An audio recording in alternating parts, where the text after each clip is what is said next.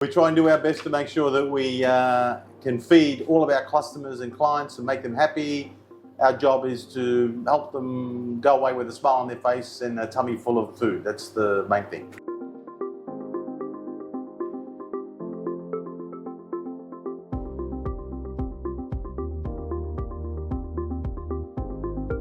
I got involved in this business through a client of mine that was selling the business, and we'd sold the business to somebody else, but then the finance fell through. So he then said, "Why don't you buy Giustino?" And I said, "I really didn't want to buy a pizza place. My background is accounting and law, so it was a bit unusual for me to buy a pizza place, although I was an advisor to many businesses, some of them including pizza places and people in the hospitality industry. So for me, it was an unusual request. But I do crazy things, so I bought the business, and I then was introduced to the chefs that were working here and got along well with them, felt comfortable with the vibe of the place, had some ideas about what I wanted to do going forward, and here I am. But you know, my history from my parents have been in green grocery, hospitality, cafe type things before, so it's not unfamiliar to me. But it is now being an owner and having worked in the place now, and I'm working in the place to get a feel of what needs to change, what needs to happen, you know, improve a few things about ingredients, do a few different specials, meet the customer demands. That's what we're trying to do. Well, I didn't get to choose the name, but so the business was set up by somebody that actually makes, and of course he sold the business to a client of mine, so I've just inherited the name. But do I know how to make pizzas? No, I don't. Do I want to learn how to make pizzas? Not really. I've got two amazing chefs that can help do that. What I do know is what I like to eat. So I know what it's like being as a customer, and I know food well, I know ingredients well, so I have ideas, and I listen to my chefs about what they think are good ideas, and the idea is to take what their expertise and their knowledge is, but then for me to bring what I think the customer's viewpoint is and blend that together to come up with a result. But why Pizza Doctor? Only because it was takeaway. I didn't really want to sit down affair type restaurant. So it was really by default that I'm here. But my plans, because I've got an entrepreneurial spirit, is to now grow this into a bit of an empire. So the aim is to have a few Pizza Doctors, not just one. Look, I'm actually happy with the Pizza Doctor. I was asked the question when I was asked to buy it, whether I change the name into something that may be more Italian, because our menu is very Italian based, but the name doesn't really gel with an Italian offering as such. But I like the fact that it's the Pizza Doctor, because then it somewhat creates some anonymity. There's no real, it's not Giustino's Pizza, it's not Alessio's Pizza or Daniele's Pizza or anyone else. The Pizza Doctor is made up of a wonderful group of people. It's not one person, it's a number of people, and it's all of our efforts combined. So I like that. I don't like it. I've never really been a big believer about a business being built around one person, especially since I've got plans to expand, you know. So if we're going to expand, then we need to have processes, we need to have a good menu that is easily to replicate in other stores. This will be the laboratory where we make everything, and then we'll, you know, deliver things to other stores. But point of sale is critical.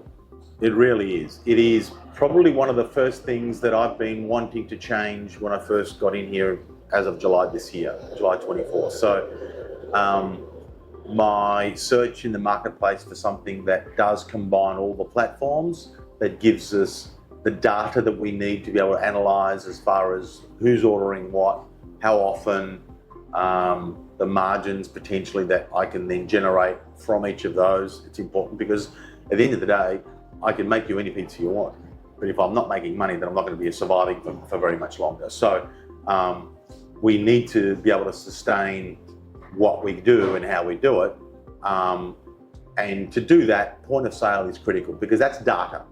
So knowing where my customers come from, knowing what their preferred menus, items are, what they're drinking, what they're eating is all critical. I mean, we've got some natural sparkling waters that I've introduced into the place. So we're bringing in a healthier food and drink menu because I think that's what I would like to eat and drink, and I think therefore that's what my customers want to eat and drink. And that's being mirrored by our customers. They're interested in, and they're buying the things that we think are good value and are also a healthier alternative.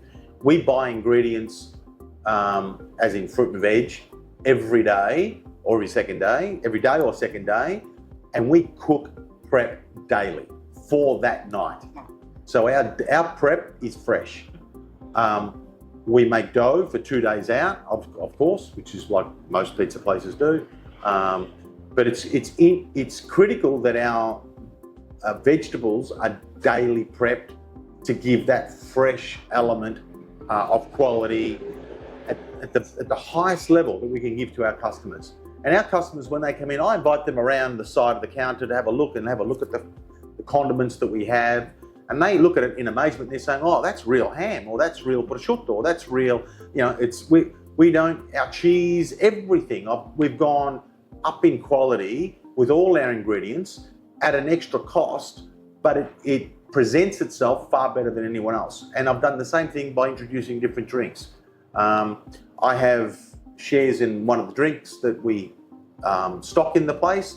And I believed in it that much that I actually bought 20% of the company. So for me, that's Sprio's Spritz beverages, where we have natural flavored, sparkling flavored drinks, and also one of the best, top 5 in the world, still waters and sparkling waters. So I stock that here. Now, as I said, I loved it that much that I bought shares in the company. So I can't be any more convincing than saying, it's like I say, I love the product, therefore I bought the company. I didn't buy the whole company, but I bought shares in the company.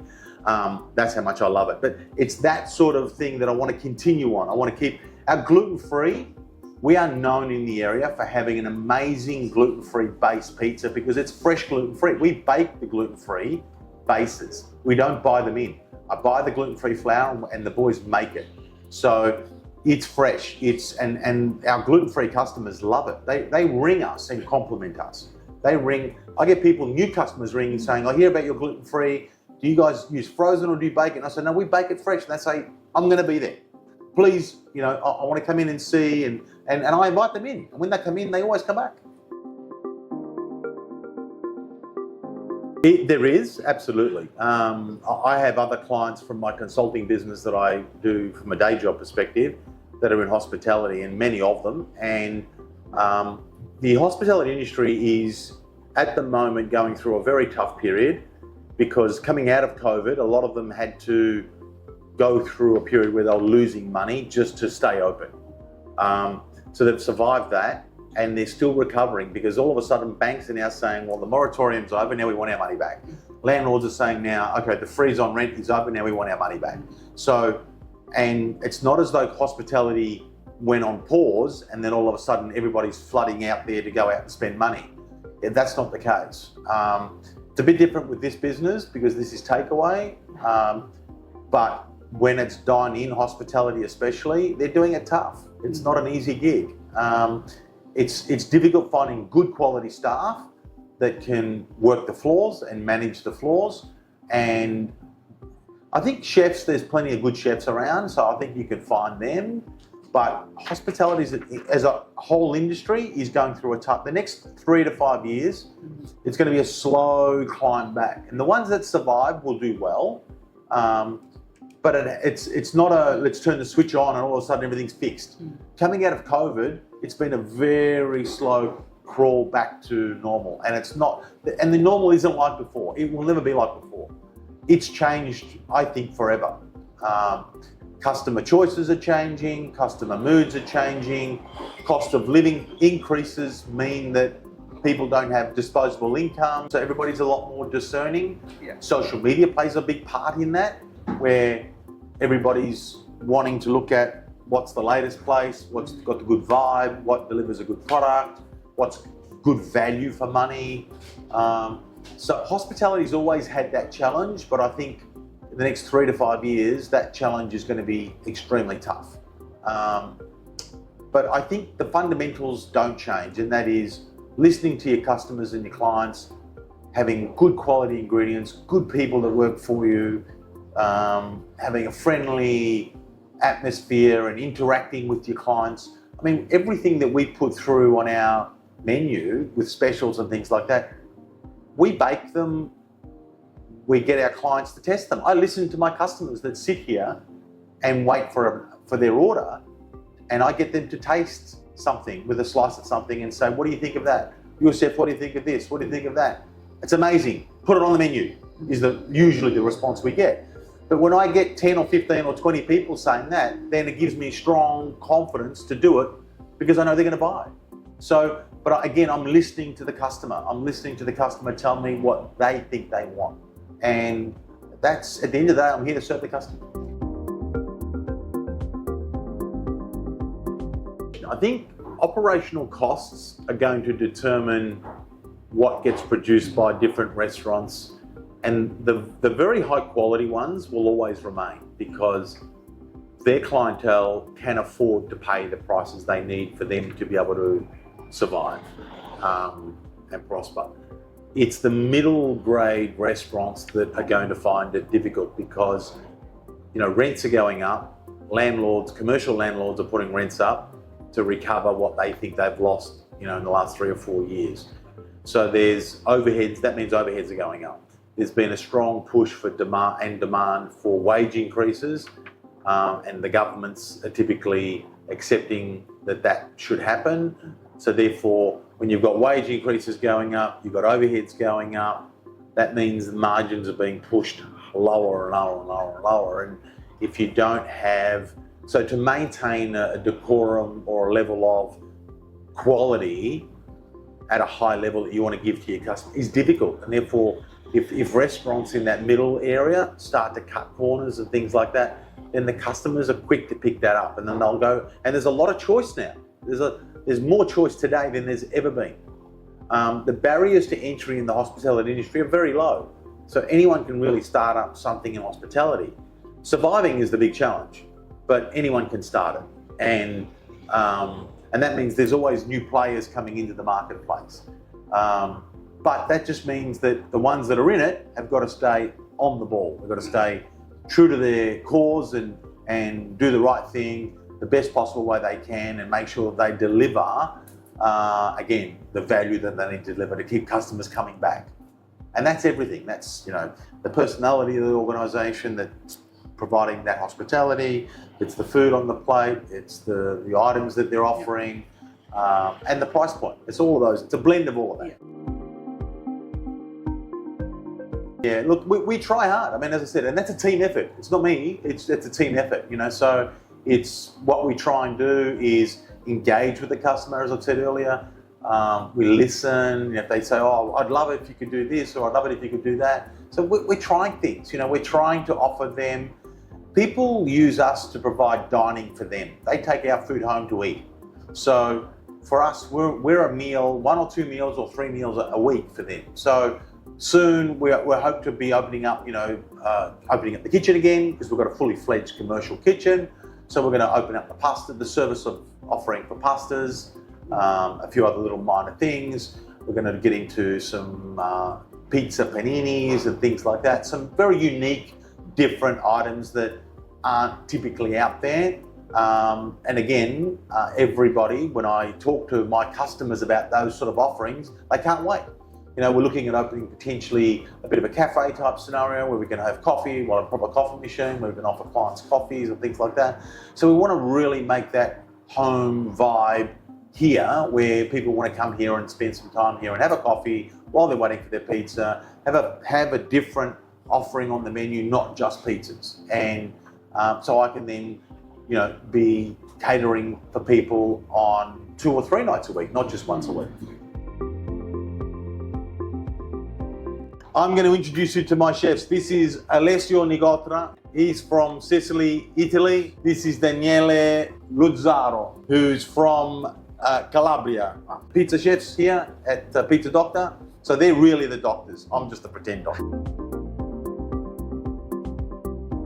We are enjoying when the people come here and are happy to eat our pizza, because we spend a lot of time to do better always every day. Yeah, we just want to grow this business in a really good possible way, and I'm really sure with Justin is a really great person. Is it like from human perspective, also as a business wise, we can grow up a lot with him, alongside him. We have a lot to learn from him, and I'm sure with him we can grow this business, and also we can make our own pizza in our own creative way. It's always good to make pizza because you can play around with it, with the ingredients, and you can make fun and challenge. We're going to expand the range, and the guys are going, and I think the guys will enjoy the freedom to show their skills. You know, instead of just doing the same thing all the time, that isn't the case. That they're a lot more skilled at doing different things, and the beneficiary of that are our customers, because they get to try different things. Yes. You know?